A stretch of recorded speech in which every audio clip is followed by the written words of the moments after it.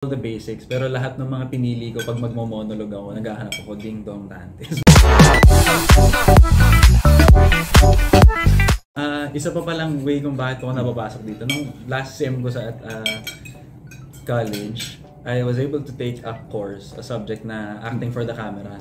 Pero labo-labo siya. There's commercial acting, there's TV, there's film. It's just all the basics. Pero lahat ng mga pinili ko pag magmo-monologue ako, naghahanap ako Ding Dong Dantes. Monologue. Ganun ako naghahanap ako. Sabi ko, 7 Sundays, Ding Dong Dantes. Yung mga ganun bagay. Hinahanap ko siya kasi sabi ko, ang galing niya din yung... Paano ba? Ang dami niya ng...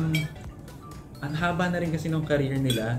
And then that's what makes it impressive that they can sustain themselves and last in the industry for so long. And I think that they owe it to their versatility and ability to just adapt to what's new, what's in right now, and that they can still do what they do despite everything changing. Recently, lalo na nakikita ko lagi si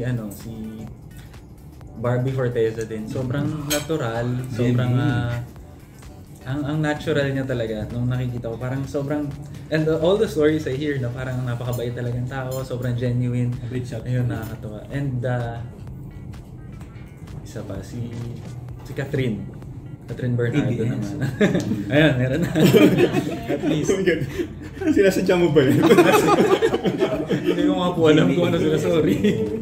Si Catherine naman kasi nakita ko like dati pa na napapanood ko yung mga films niya through the years, and there's lots of growth na